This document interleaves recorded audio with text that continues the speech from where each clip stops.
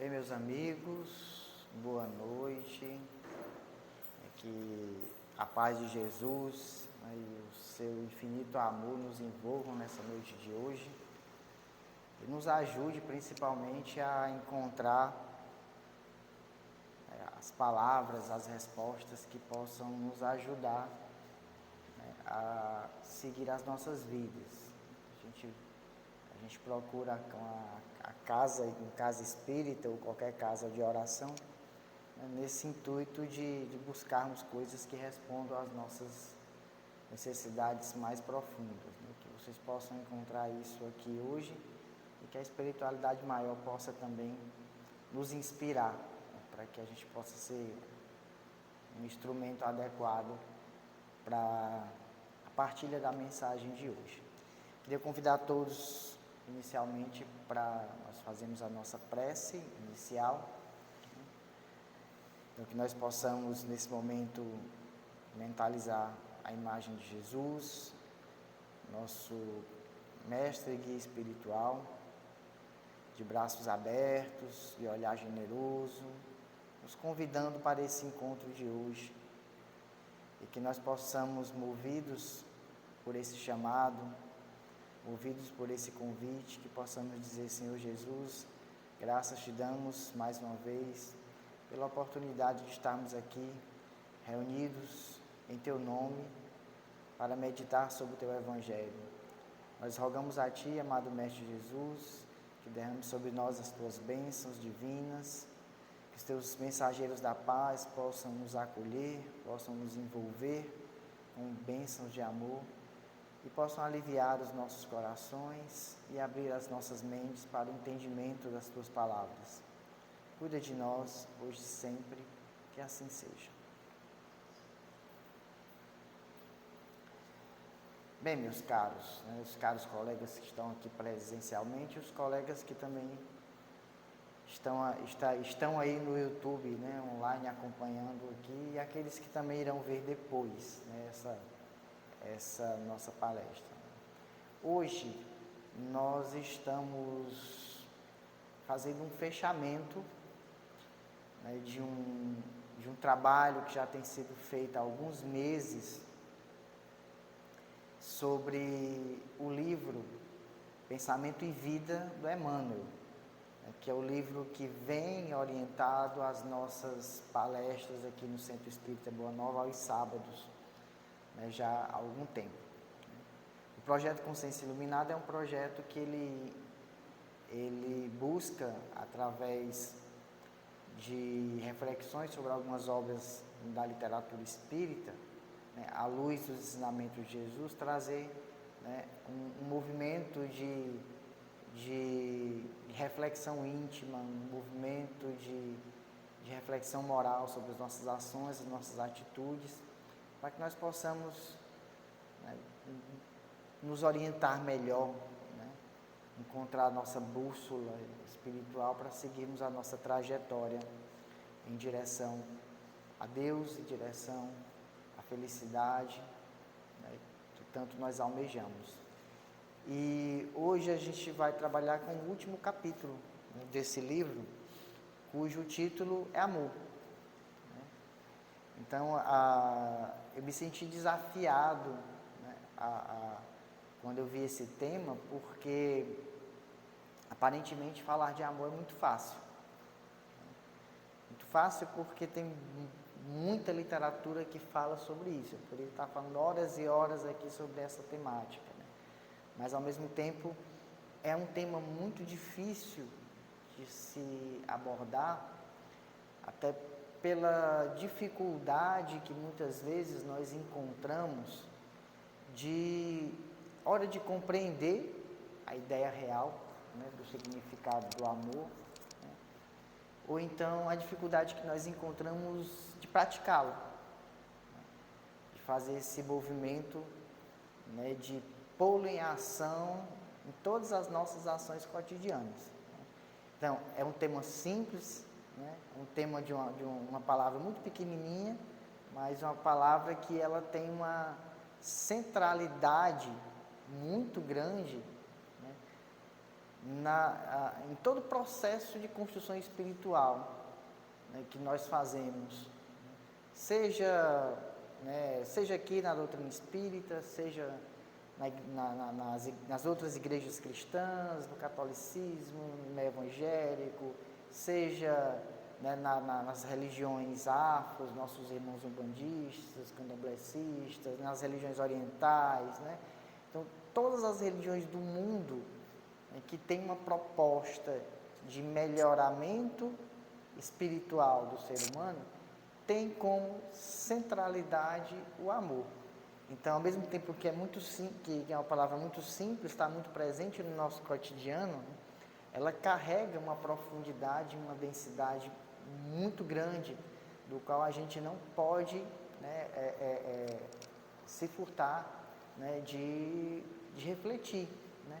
Tanto que né, logo no início do texto, o Emmanuel, quando ele vai falar sobre o amor, né, ele vai dizer que o amor puro é o reflexo do Criador em todas as criaturas. Brilha em tudo e em tudo palpita na mesma vibração de sabedoria e beleza. É fundamento da vida e justiça de toda a lei. Surge sublime no equilíbrio dos mundos erguidos, a glória da imensidade, quanto nas flores anônimas esquecidas no campo. Nele fulgura generosa alma de todas as grandes religiões que aparecem no curso das civilizações, por sistemas de fé, à procura de comunhão com a bondade celeste, e nele se enraiza todo o impulso de solidariedade entre os homens. E aí, nesses dois primeiros parágrafos, né, ele já vai nos chamar a atenção da importância, né, desse sentimento. O amor, enquanto algo, né, que emana de Deus, né, o amor puro em sua mais cristalina forma, que emana de Deus, que irradia para todas as pessoas e que dá ordem, né, que organiza e harmoniza todo esse universo.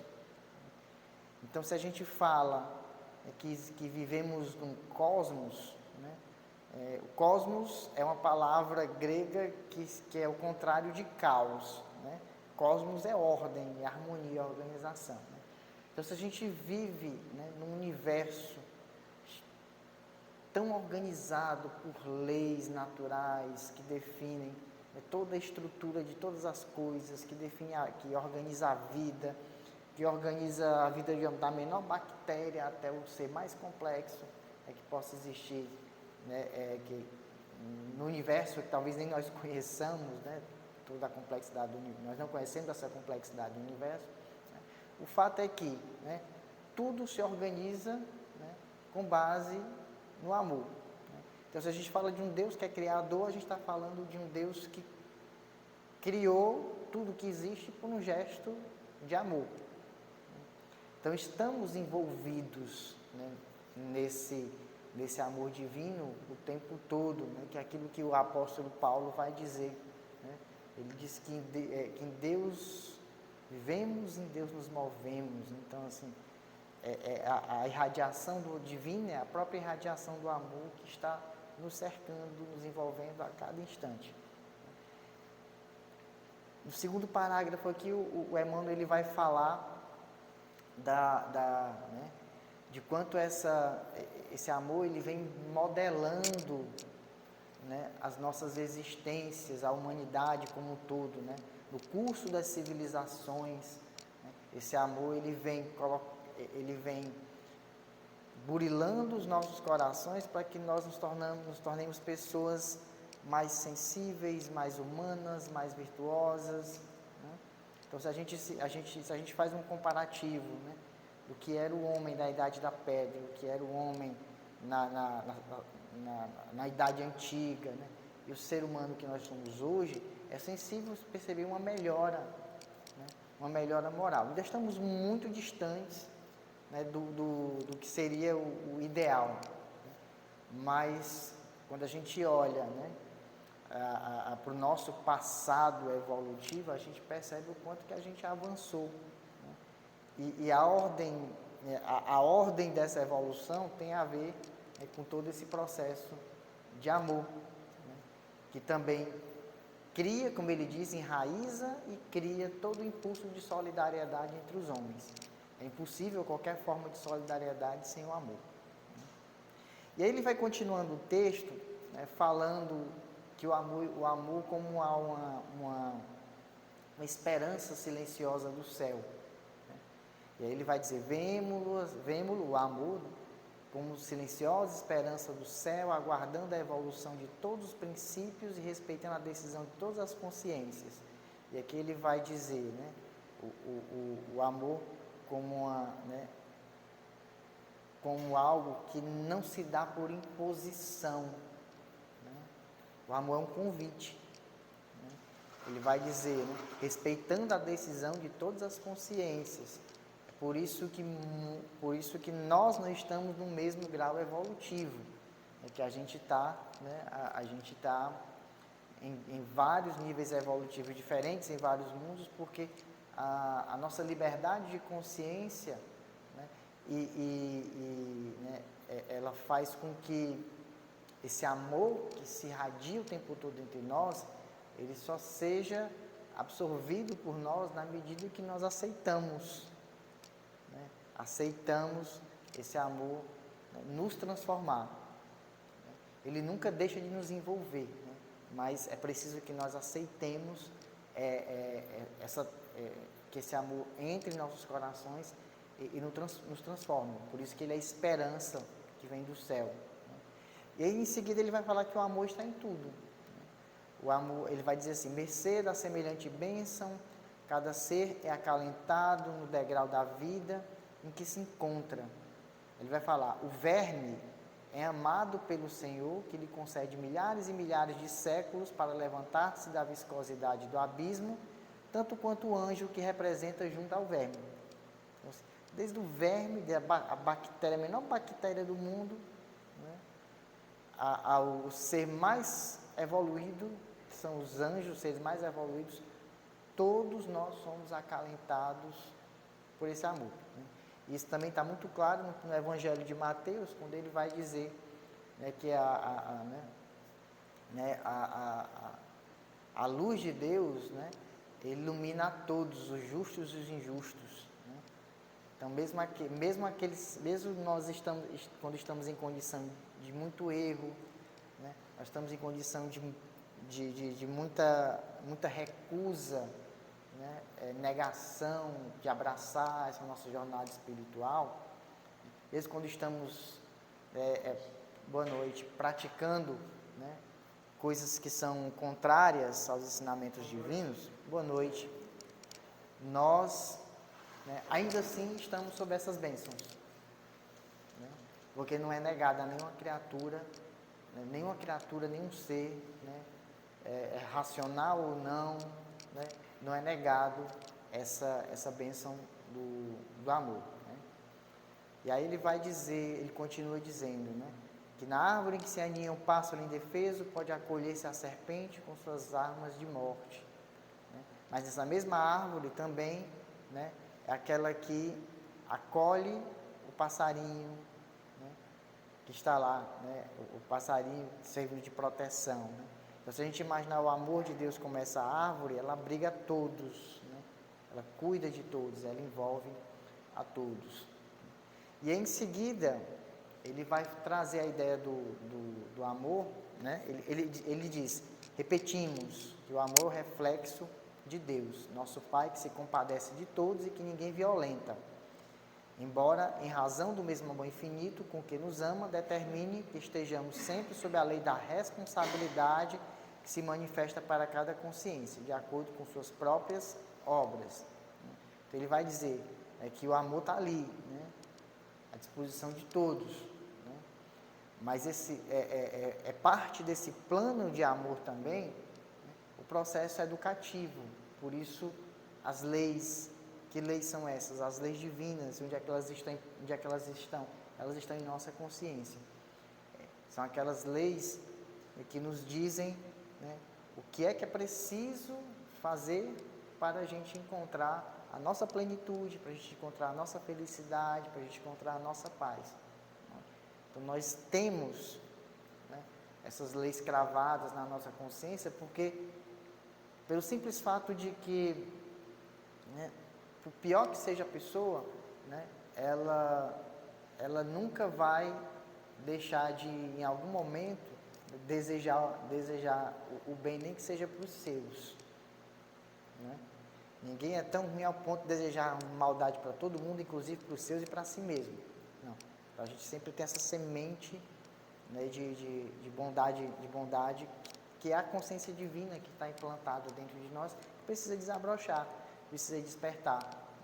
Enquanto essa lei educativa é a lei que nos corrige, que nos coloca no caminho, no qual aqui nós falamos que uma dessas leis, né, aqui no doutrina espírita, é a lei da reencarnação, né, que ela vai fazer com que nós possamos aprender com os nossos erros e reparar os nossos erros em outras existências, ou mesmo nessa própria existência que nós estamos. Né? Então a gente tem uma lei que é fruto de um amor, de um Deus que nunca desiste de nós. A gente pode errar muito, né? Mas a gente sempre vai ter uma oportunidade ali de melhorar. A gente pode vacilar muito, cometer muitas atrocidades, mas a gente sempre vai ter uma oportunidade, né, de poder recuperar, né, o tempo perdido, né, esse tempo perdido quando nós estamos afogados em nosso egoísmo e nossos defeitos morais, né, que nos causam, que é a fonte dos nossos sofrimentos. Até porque se Deus é amor, por expressão do amor, nenhum tipo de sofrimento vem dele.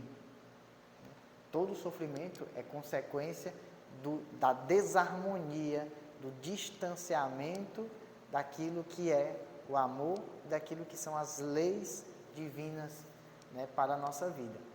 Então, quando estamos sofrendo é porque, de um certo modo, estamos em desarmonia, em desequilíbrio, e precisamos retomar esse caminho de volta, né, para o nosso, para Deus, né, para o nosso crescimento espiritual. O Emmanuel também vai falar aqui no texto, né, sobre o fato de que nós somos herdeiros de Deus. E é interessante essa expressão, né, de herdeiros, né, porque o herdeiro é aquele que herda alguma coisa. Né? Então, se a gente define Deus, né, como a pura bondade, a pura sabedoria, a grande inteligência máxima, né, o puro amor, né, então nós, como herdeiros, filhos, criaturas, nós carregamos dentro de nós a semente de todas essas virtudes. Né? Carregamos dentro de nós, né, toda a possibilidade de desenvolver, né, tudo aquilo que em nosso processo de crescimento espiritual, tudo aquilo que Deus deixou como sua herança, como seu legado para nós. Não é à toa que Jesus, ele ao conversar com os discípulos, né, ele vai dizer, olha, né, vocês, né, a condição de vocês é de fazerem coisas tão grandiosas quanto eu faço, né, de vocês curarem os doentes, de vocês auxiliarem-os, né, de vocês, né, se tornarem, né, divinos também, porque a natureza de vocês é divina, a natureza de todos nós é divina. Né? E aí ele vai dizer, vocês também, né, vão alçar essa condição, né, de serem seres perfeitos. Agora, cabe um investimento, né, o investimento que nós temos que fazer, a decisão e o investimento que nós temos que fazer, né, na construção desse caminho. Né? Mas nós somos herdeiros, né, herdeiros desse amor, herdeiros da sua inteligência, herdeiros, né, como ele diz aqui, né, herdeiros que somos raios de sua inteligência infinita, e sendo ele o mesmo amor eterno em toda a criação, em tudo e toda parte, né, é da legislação por ele estatuída que cada espírito reflita livremente aquilo que mais ame, transformando-se aqui e ali na luz, ou na treva, na alegria ou na dor, que empenha o coração. Então, cabe a nós essa decisão. Né? A gente já sabe o caminho que deve seguir, Então, se a gente toma direções outras, né? Então, isso são decisões nossas, né? Fruto do nosso arbítrio. Mas, né, nós temos uma grande referência, né? E essa referência nos é trazida pela figura de Jesus, né? O modelo divino enviado por Deus à Terra para clarear-nos a senda. Em cada passo do seu ministério, tomou amor ao Pai por inspiração de toda a vida, amando sem a preocupação de ser amado e auxiliando sem qualquer ideia de recompensa. Então, temos lá o modelo, né? Temos lá como guia, né? Eu já me deparei com muitas situações de pessoas dizendo que é impossível seguir, é impossível, né, ser como Jesus, é impossível, porque Jesus é, né? Se é impossível ser como Jesus, por que ele se oferece como modelo? Tá bom, fica à vontade, viu? Por que ele se oferece como modelo para a humanidade? Por que ele veio trazer os exemplos de amor? Por que ele está orientando? Porque ele acredita que também nós podemos alcançar essa condição, né, de plenitude, de amor, que ele, Jesus, né, vivencia, né? Essa comunhão que Jesus vivencia com Deus, ela também é possível a todos nós, né? E aí Jesus veio por amor, né? Enquanto espírito muito evoluído, ele veio a esse mundo de matéria grosseira, de pessoas ainda embrutecidas, né? De pessoas ainda presas à materialidade, para dizer, olha, né, eu estou aqui para mostrar que o caminho é outro, o caminho não é esse, né, de entrega à materialidade, não, o caminho é de espiritualização. Que a gente possa viver nesse mundo, mas nos reconhecendo como seres espirituais, né, nos reconhecendo como seres que estão de passagem por esse planeta e que o nosso destino ele está muito além dessas pequenas experiências que nós vivenciamos aqui no planeta Terra, né? E aí Jesus vem e traz, né, o seu grande exemplo e a sua grande mensagem de amor, né, que se traduz nas várias parábolas, nos vários ensinamentos que ele trouxe, que são expressos nos evangelhos, né, que se sintetizam, né, em uma única, né, em uma única condição, né, que é amar a Deus sobre todas as coisas e amar ao próximo como a si mesmo, né? Então, tudo se resume a essas duas regrinhas básicas, né, dos quais, se nós fôssemos capazes de cumprir essas regrinhas básicas na sua inteireza, nós não precisaríamos de tantas outras regras, de tantos outros ensinamentos, talvez não precisaríamos de tanta literatura e tantos livros falando sobre como melhorar, como amar, como fazer isso, como ajudar o próximo, como não praticar violência, né, sabe? Então, assim, porque a gente não conseguiu ainda, né, ao longo de todos esses séculos e séculos, desde que a mensagem de Jesus foi trazida, e desde todos esses milênios em que essa própria ideia do amor ela vem sendo construída, a gente não conseguiu ainda se apropriar verdadeiramente, né, do sentimento do amor como um roteiro seguro para a nossa felicidade, para a nossa felicidade, né? Assim, a grande prova disso, né, é que muitas vezes nos perdemos nesse caminho, né, alimentando o nosso coração com ressentimentos, com mágoas, com ódios, com aborrecimentos, com tristezas, com depressões, com ansiedades, com medos, né? Onde essas coisas elas estão presentes, é porque de alguma forma, né, essa compreensão do amor, né, ela não chegou, né? Ela não chegou ainda, né? E para nós, né, que estamos aqui nesse planeta, nós estamos mais ou menos no mesmo nível, né? A gente vive esse drama. A gente vive esse drama de saber que tem uma mensagem de amor da qual a gente ainda não entendeu com clareza, né? que a gente ainda não se apropriou. Até porque, voltando à introdução dessa minha fala, né, a gente precisa, o tempo todo, né, relembrar, né, o que é o real significado desse amor divino, desse amor sublime, né, do qual, né, nos é a bússola que nós precisamos para a gente crescer. Precisa se lembrar disso o tempo todo, porque parece que a gente vai esquecendo. Nos problemas do dia a dia, nas dificuldades, a gente vai esquecendo, né, do que significa realmente esse amor, né? E não só vai esquecendo, como a gente vai distorcendo essa ideia de amor. Eu falei no início que, se a gente pesquisar sobre o amor, a gente vai encontrar milhões de coisas, né? A gente vai encontrar ideias de amor na fala de poetas, na fala de filósofos, na fala de artistas, de músicos, na fala de religiosos, na fala, né, de pessoas comuns, né?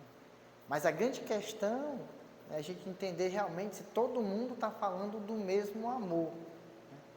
Ou seja, se todo mundo está falando daquele amor que verdadeiramente nos transforma, daquele amor, né, que verdadeiramente nos auxilia a construir a nossa jornada espiritual.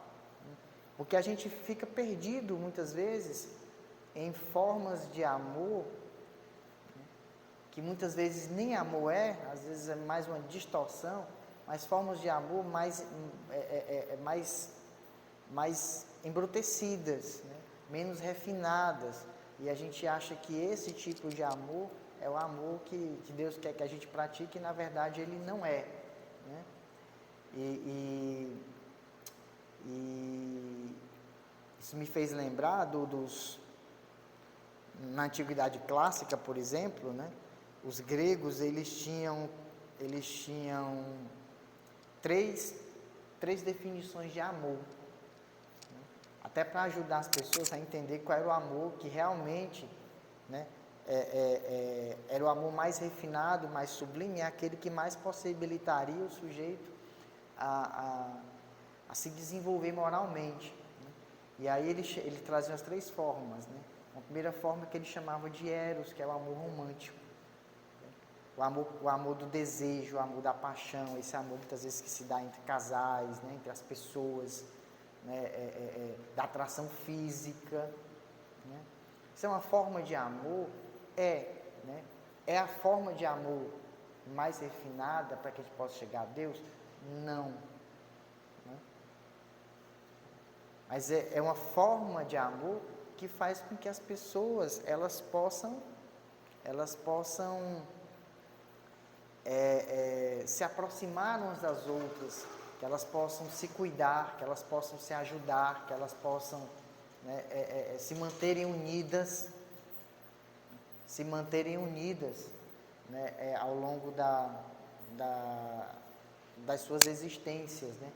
Que eles possam estabelecer trocas mútuas. Isso aí já é toda uma base, né, inicial para que, né, o amor sublime ele possa se construir. Existe uma segunda forma de amor que os gregos traziam, que eles chamam de filia, né, que vem de philos, no latim, que significa, philos é amizade, né? Então é o amor, o filia seria aquele tipo de amor fraterno, né? Que a gente pode chamar de frater, de fraternidade, né? Aquele amor que faz a gente se enxergar o outro como, né, como um amigo, um companheiro, um cúmplice, a pessoa que pode me ajudar, que pode me levantar, que pode me erguer, que pode, né, me compreender, que pode me ajudar, né, que me traz o sentimento de família, que me traz o sentimento de comunidade, né, que faz por exemplo, né, estar aqui participando de um grupo, né, de pessoas que têm o mesmo objetivo, né, objetivos parecidos, né, no sentido da sua espiritualidade. Então, assim, é um outro nível de amor, né, que é muito belo, é muito bonito, mas ainda não é a forma mais sublime de amor, que inclusive Jesus prescreve, né, para todos nós. E aí os gregos, eles têm mais terceiro tipo, que eles chamam da forma de amor mais refinada, né, que é o ágape. O ágape é caracterizado como um tipo de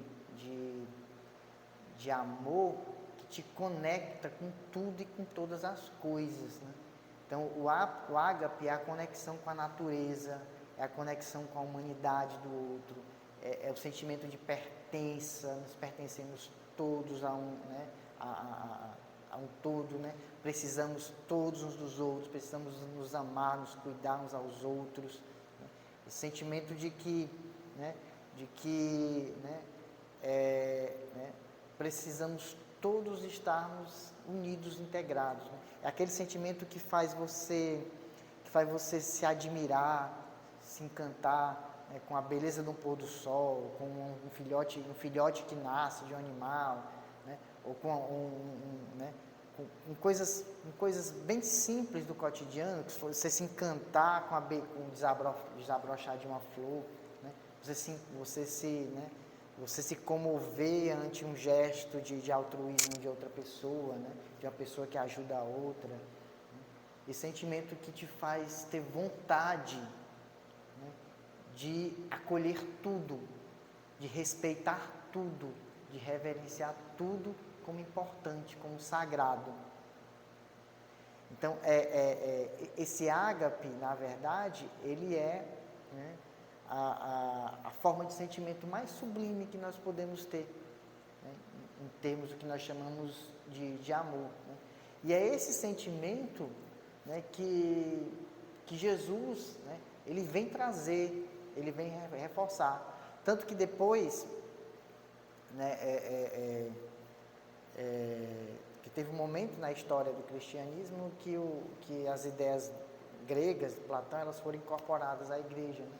E essa ideia do ágape, ela foi incorporada à igreja no sentido de amor a Deus, né? Amor a Deus e amor incondicional ao próximo, né? Então, é esse tipo de amor que aqui, né, o Emmanuel descreve nesse texto bastante poético. É desse tipo de amor que Jesus, ele nos convida a praticar, né? Que nos convida a vivenciar no nosso dia a dia, porque nas formas de amor que nós praticamos, né, elas ainda são formas de amor incompletas, elas ainda são formas de amor limitadas, né? Elas ainda não nos preenchem, né? Amar uma pessoa querida, né? Você amar um esposo, esposa, amar um amigo, amar um pai, amar a mãe, amar um filho, né? São formas muito boas de amor, né? Mas elas ainda não te preenchem por completo, porque sempre falta algo, né? E esse algo é exatamente essa ideia de que nós precisamos amar para além das das condições que nós impomos para o exercício desse amor. Porque essas formas de amor que eu citei, né, elas muitas vezes são formas de amor condicionadas, né? São formas de amor que estão ligadas a circunstâncias. Elas não transcendem, né? Elas não transcendem as condições objetivas, as dificuldades, os desafios. Algumas dessas formas de amor, elas não se sustentam ao longo do tempo, elas são perecíveis. E a forma de amor mais sublime que Jesus ele nos convida a praticar, né, é uma forma de amor que ela não se destrói por circunstância alguma, por adversidade alguma ela se destrói, né? E é essa forma de amor que a gente precisa, de tempos em tempos, parar, refletir, rememorar e ter momentos como esse para que a gente possa realmente nos reorientar no caminho. Dizer assim, ó, será que as formas de amor que eu estou praticando, elas realmente são tão efetivas para o meu crescimento espiritual, né? Então, essa é uma pergunta, né? E aqui eu peço, né, licença para trazer uma reflexão, né, assim, que se complementa muito com a reflexão que o Emmanuel traz, né, de uma confrade espírita, né, a Silvia Helena Visnadi Pecenda, né, que lá no site A Luz do Espiritismo, ela escreveu um artigo muito, muito bom, né, que trata sobre a questão do amor. E aí a autora, né, ela vai falar, né, que a gente precisa, quando a gente fala de amor, a gente precisa se perguntar sobre várias coisas, né? Primeiro, a gente se perguntar se o amor é necessidade passageira ou se ele é algo que estamos fatalmente destinados. Precisamos nos perguntar, né, no que consiste de fato esse sentimento e no que consiste esse sentimento em nossas vidas. Nós precisamos nos perguntar, né, como é que esse amor, né, verdadeiro, ele se manifesta na nossa vida. Né? E nós devemos nos perguntar, né, a que virtudes, né, a que valores esse amor, né, mais sublime, né, está relacionado. E devemos nos perguntar também, né, o que é que esse amor pode fazer? Qual é a capacidade desse amor? Então ela lança várias perguntas logo no início do seu texto, né, para nos provocar. E aí ela vai ela vai trazer a questão, na verdade não é a questão, é a nota, né, a nota do Allan Kardec, né, que ele faz referência à questão 938, que é uma questão que vai falar sobre a questão da ingratidão, né? E lá nessa nota de rodapé, né, o Kardec ele vai dizer assim, que a natureza deu ao homem a necessidade de amar e de se sentir amado. Um dos maiores prazeres que lhe sejam concedidos sobre a terra é o de reencontrar corações que se simpatizam com o seu, o que lhe dá as premissas de uma felicidade que está reservada no mundo dos espíritos perfeitos, onde tudo é amor e tudo é benevolência. Então, qual é o nosso caminho espiritual? O nosso caminho espiritual é em direção a, né, nos tornarmos, né, purificados, depurados, melhorados, de tal forma que nós possamos viver, né, em mundos onde tudo é amor e tudo é benevolência. Por enquanto, nós vivemos em um mundo de provas e expiações, onde nem tudo é amor, nem tudo é benevolência. Né? E a gente padece de uma série de sofrimentos por conta disso, que é um mundo que está em transição. Né? É um mundo em que nós estamos ainda aqui, meio que nos educando, aprendendo com os nossos erros a nos tornarmos pessoas melhores. Né? E nesse mundo, né, nós não somos privados do amor, né? Mas esse amor que nos chega, né, ele é um vislumbre daquilo que realmente, né, é o verdadeiro amor que está reservado para todos nós. Então, se vocês pensarem na forma de amor que mais tocou o coração de vocês até hoje na vida de vocês, né, seja a experiência de uma pessoa amada, uma experiência de um filho, uma experiência com a natureza, ou enfim, qualquer coisa, né? Essa experiência, ela ainda é um vislumbre do que realmente é a felicidade real de um amor pleno, né, que a gente ainda não conhece, né, mas que nos é dado em vários momentos, né, a gente entrevê, assim, sentir um pouquinho, assim, né, uma degustação.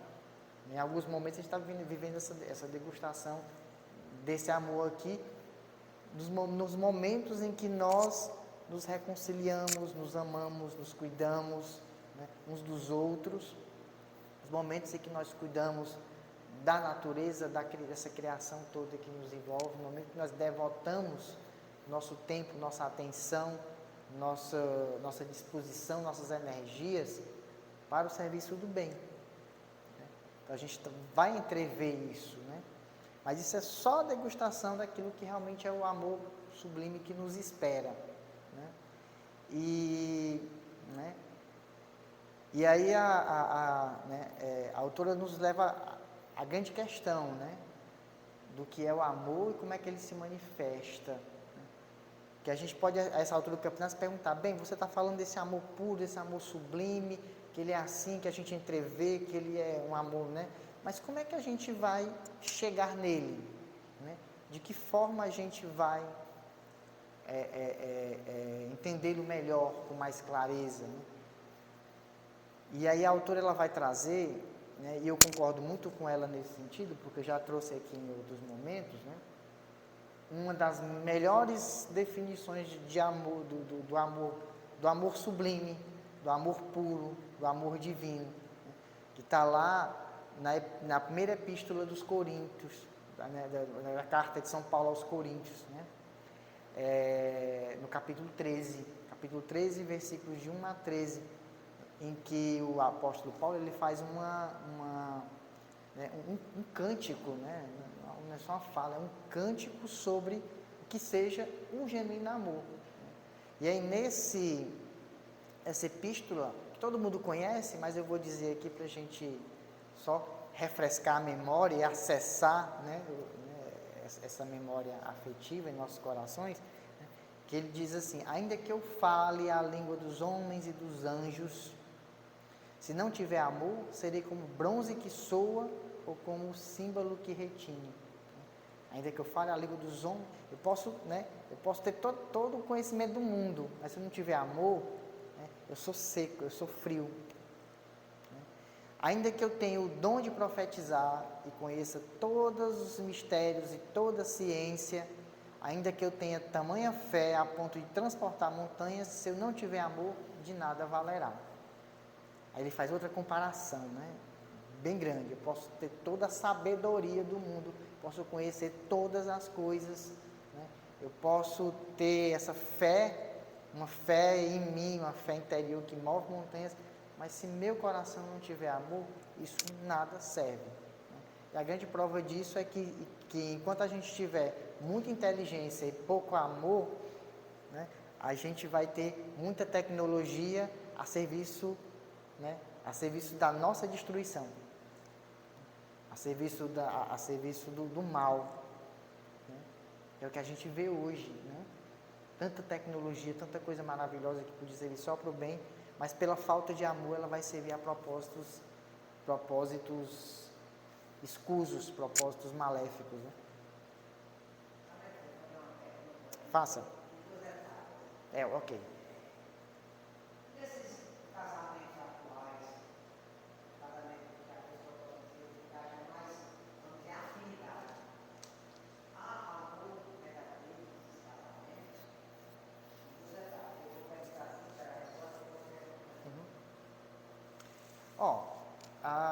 Essa é uma pergunta muito difícil porque a gente precisa saber do que se passa no coração das pessoas, né?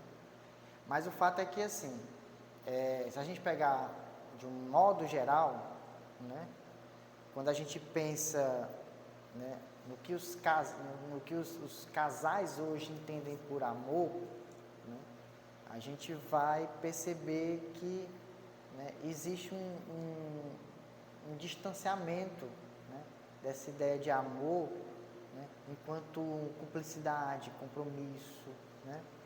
A gente percebe muito isso, né? Mas isso é uma forma, uma forma de sentimento que está sendo interpretada por nós, está sendo construída por essa sociedade, né?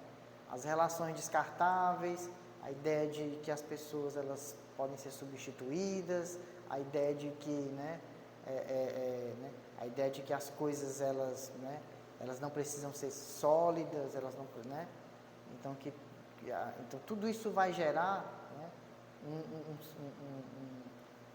uma ideia, né, de amor, de relacionamento afetivo, né, entre casais, né, que não tem a liga, né, necessária para que um casal viva uma experiência, né, de se mutuamente se ajudar, de mutuamente se auxiliarem uns aos outros, superando as diferenças e as imperfeições. Acho que esse é o grande desafio, Na sociedade que se descarta, a gente não conserta, inclusive relações. Né? As relações, quando as relações dão errado, elas não são consertadas, elas são descartadas. Né? A gente meio que aprendeu essa regra, essa crença básica, né? Que nos distancia do amor verdadeiro. Porque o amor verdadeiro, ele persiste, ele insiste, ele quer consertar. É claro que tudo tem um limite, né? Eu costumo dizer muito isso. É claro que se uma mulher está numa relação, né, de violência doméstica, né, a gente pode dizer, não, persiste, a gente não vai dizer isso. Né? Se a relação é de violência, se a relação é de sofrimento, né, talvez seja melhor que elas se separem mesmo, para o bem dele, para o bem dela. Porque ele praticando a violência, ele acumula mais débitos espirituais para ele. Ela, submetendo essa violência, ela vai entrar num sofrimento muito grande. E também espiritualmente não é bom para ela. Né? Então, existem esses limites. Mas fora esses limites em que se extrapola, né, se extrapola, né, o respeito, o bom senso, né, enfim, nos outros, né, cabe a revisão dessa ideia, né, dessa ideia que nos impele a descartar, nós precisamos consertar. Né. Mas isso daria uma outra palestra, né, daria uma outra palestra.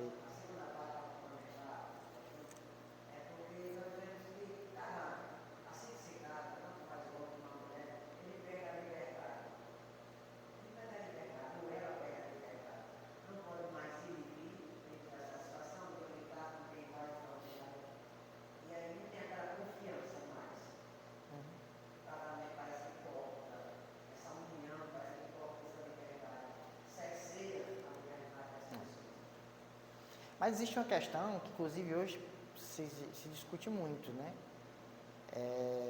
A ideia de que a liberdade não é o direito de você fazer tudo o que você quer.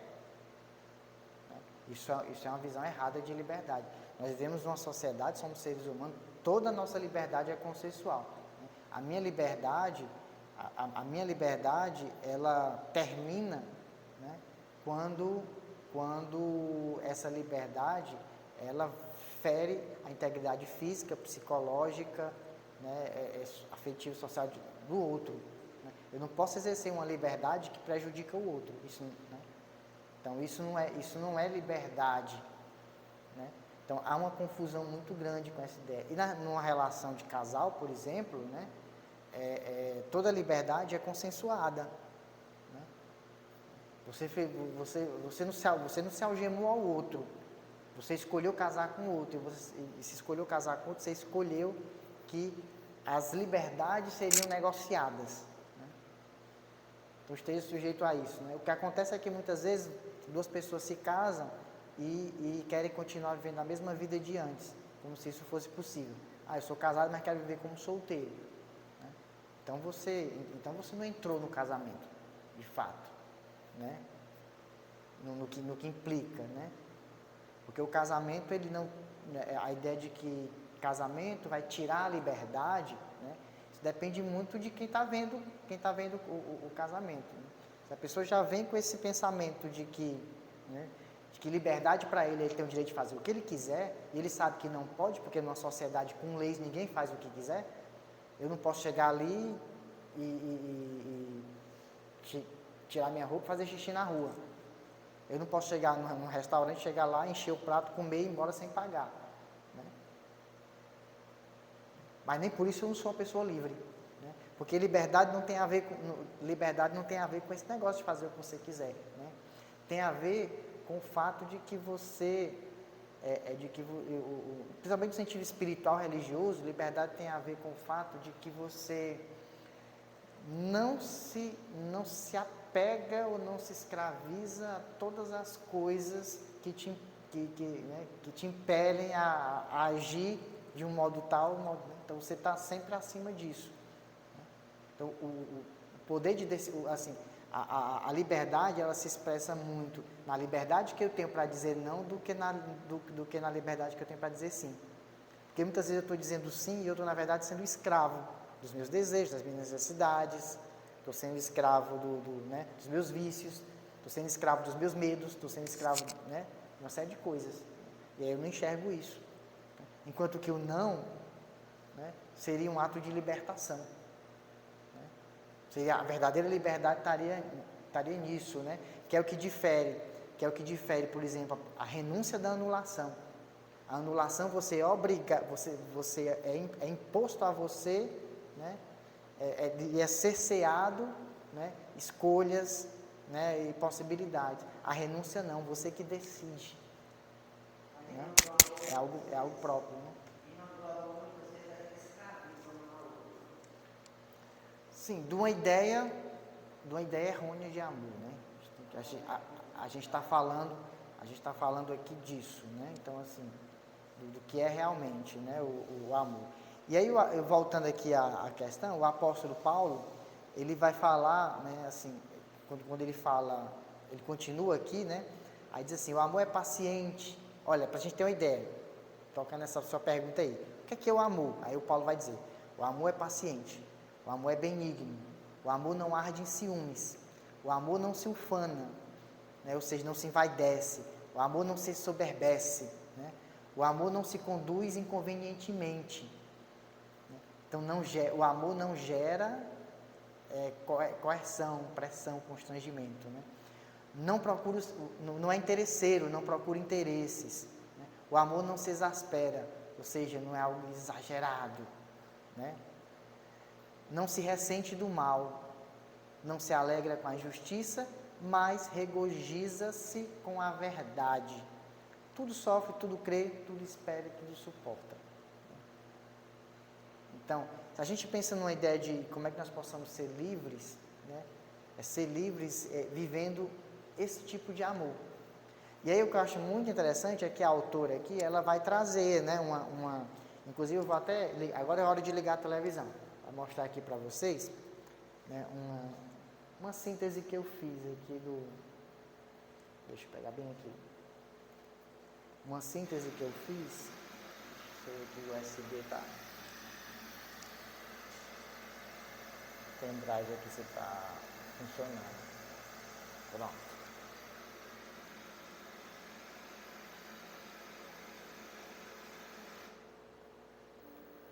Não é aqui.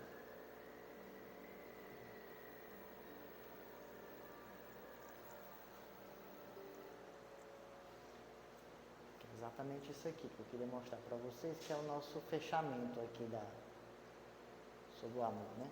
Ó, eu vou falando aqui, vocês vão observando essa figura aí, né? Então, assim, a autora, ela vai dizer o seguinte, que na mensagem de Paulo sobre o amor, a gente pode identificar pelo menos 9 virtudes, né, que definem o que é o amor, né? A primeira virtude que ela identifica é a paciência. Ele vai dizer, o amor é paciente. Né? E o que é ser paciente? Né? Paciente é o quê? É sua capacidade de ter serenidade, resiliência, né? Não se exaltar, sabe? Às vezes suportar as dificuldades, né? Sem queixume, sem revolta. Né? A paciência é a ciência da paz. Né? Então, você ter paciência, você tem um equilíbrio mental e emocional que permite você sustentar a sua serenidade, a firmeza na condução dos seus, né, dos seus relacionamentos. Né? Então, quando você fala de um relacionamento do casal, né, onde é que está a paciência? Né? Primeira virtude. Ele vai para a segunda. Né?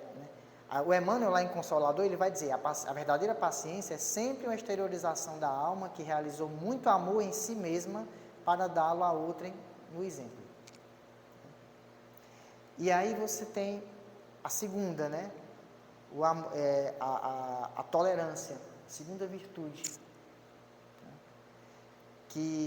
O que é a tolerância? Né? A tolerância é o direito de você reconhecer, assim, é o reconhecimento que você tem do outro, que o outro é diferente de você e precisa ser respeitado na sua diferença. Né? Quantos nós insistimos que os outros sejam iguais a nós? Quantos nós insistimos que os outros pensem igual a nós? Quanto nós insistimos em o tempo todo em ter razão, né? Nos tornamos intolerantes. E o amor não, o amor ele compreende, ele aceita a diferença, ele aceita, A tolerância, ela traz o sentimento de aceitação, o sentimento de compreensão, o sentimento de empatia. Né? Quem compreende não julga. Né? E julgar tem sido um dos comportamentos mais comuns nossos. Então, como é que nós podemos amar verdadeiramente se nós julgamos tanto? Você é chato, você é péssimo, você é horrível, né? Você faz tudo errado, né? Você não presta para nada. Se a gente julga o tempo todo, como é que a gente pode amar? Né? Se a gente não compreende, né, o porquê que aquela pessoa fez aquilo, né, antes de julgá-la, né? Porque atrás de uma pessoa chata tem uma pessoa em sofrimento. E você julga ela chata antes de entender, será que ela está assim por quê? Será que ela está sofrendo? Né? Falta amor. Né? Uma terceira virtude, eu estou indo bem rápido aqui por causa do tempo, tá, gente? Eu queria falar bem mais sobre isso, mas não dá, né? Uma terceira virtude é a benevolência. O apóstolo Paulo diz, o amor é benigno. E o que é a benevolência? Benevolência é fazer o bem. A criatura benigna é aquela que se compraz em fazer o bem. E tem duas grandes características, né, de uma pessoa que faz o bem. Ela é afetuosa e ela é gentil. Aí a gente tem que se perguntar, nas minhas situações cotidianas, o quanto que eu tenho sido afetuoso com os outros, né? O quanto eu tenho sido gentil, cordial, educado, né? Porque a gentileza é uma das coisas fundamentais, né, para a gente exercitar o nosso amor. Se a gente não consegue ser gentil, se a gente não consegue ser afetuoso com o outro, né, como é que a gente consegue fazer o bem? Né? Uma outra, né, depois da benevolência, é a incondicionalidade, ou seja, a ideia de que o amor, ele tem que ser incondicional. Se você impõe condições para amar, você não está amando por inteiro. Eu só vou amar se você fizer isso por mim. Eu só vou amar se você for legal comigo. Eu só vou amar se, né? Amar se. Não. O amor incondicional é amar apesar de. Né? Apesar dos seus defeitos, eu te amo. Apesar dos seus problemas, eu te amo. Apesar, né, dos seus comportamentos, eu te amo. Né? Que isso foi Jesus fez, né? A adúltera, o cobrador de impostos, o ladrão, né? Apesar de, né, Jesus estava amando todo mundo ali. E ele dá esse caminho, né? Porque essa incondicionalidade, ela implica duas coisas importantes, o desapego e o desinteresse. Né? Não desinteresse de indiferença, mas o desinteresse de você não procurar ser interesseiro, né? Ser mesquinho, né? Querer, né? Só vou amar por isso. Assim, se o seu amor ele não resiste, né, à imperfeição do outro, né, ele não é um amor incondicional. Por isso que Jesus propôs o grande desafio, né? Amai os vossos inimigos. Né? Não é que a gente vai amar do mesmo jeito que a gente ama alguém que a gente gosta, né? Mas que não desejar um mal, né? Não desejar um mal, não desejar que aquela pessoa morra, que é bom que ele morra, é bom que ele sofra, é bom que isso, sabe? Porque é um inimigo, porque é uma pessoa, não. A gente deseja sempre a mudança, a conversão, né? Deseja sempre o bem. Uma outra, saiu. A gente fechar aqui. Né? Uma outra condição, né, que aparece, né, além da incondicionalidade, né, é a maturidade, né, que é quando o apóstolo Paulo diz, o amor não arde em ciúmes. Ciúme é imaturidade é emocional. Se alguém tem ciúme de outra pessoa, né, essa pessoa, ela não amadureceu afetivamente, ela não confia, nem em si e nem no outro, o qual ela está direcionando o seu afeto. Né? Ela tem medo, né? Ela não se sente segura. Né? Então, o amor verdadeiro, né? ele não carrega nenhum tipo de desconfiança ou insegurança. Né? Ele é certeza, ele é esperança, ele é confiança. São duas grandes características, né, da maturidade. é a temperança. Temperança é você não ser nem exagerado, né? Nem você ser exaltado, impulsivo, né? E a confiança. Porque sem confiança, né, não dá, né? Isso é um grande desafio para a nossa sociedade, que nós somos criados numa sociedade para sermos competitivos. E o princípio da competitividade, ele vai dizer o quê? Não confie no outro. O outro é seu adversário. E a gente tem um grande desafio, né, diante de uma sociedade que nos impõe a competitividade e a desconfiança como valores. A sexta virtude é o respeito. Né? E o respeito, né, em todos os sentidos, né, tem a ver com porque ele vai dizer assim, o amor não se conduz inconvenientemente. Quando Paulo diz o amor não se conduz inconvenientemente, ele quer dizer o quê? O amor, né, ele não impõe, o amor ele não cobra, o amor ele não exige, o amor ele não pressiona, ele não coloca ninguém contra a parede, né? Então, respeito é o quê? É responsabilidade e consideração, né, com o outro. A sétima virtude é o perdão. E o perdão, né, a gente não precisa nem explicar muito porque, né, perdão é libertar o seu coração de tudo aquilo que te incomoda, que te faz mal em relação ao outro. Quando você perdoa, você está livre. Né? Porque quando você está ressentido, magoado, você está preso. Né? Então, perdoar sempre. Né? E, né, as duas últimas são a lealdade, né? A lealdade, porque ele vai dizer, o amor não se alegra com a injustiça, mas se regozija com a verdade. Né? Então, a lealdade tem a ver com a honestidade, com a sinceridade, com a fidelidade, né, para com o outro nas nossas ações cotidianas. Muitas vezes não somos leais, né? Enganamos o outro, né? Nem que seja por uma boa intenção, né? Enganar por boa intenção, isso é meio contraditório. Você não engana o outro por boa intenção. Né? E por fim, a humildade, que é outra grande virtude que também dispensa maiores comentários, né? Que é quando ele diz, o amor não se ufana nem se ensoberbece. E aí eu termino aqui com a colocação que a autora diz, que ela vai dizer assim, que dessa forma a humildade coloca um selo nos lábios para que não fiquemos nos vangloriando de nossos gestos de paciência, de tolerância, de benevolência, de incondicionalidade, de maturidade, respeito, perdão e lealdade para com os demais. Se o inverso, porém, ocorrer, eles poderão sentir-se coagidos a nos retribuir de maneira idêntica. Obviamente que os bons sentimentos que porventura venham a alimentar por nós carecerá sempre da necessária espontaneidade. Então,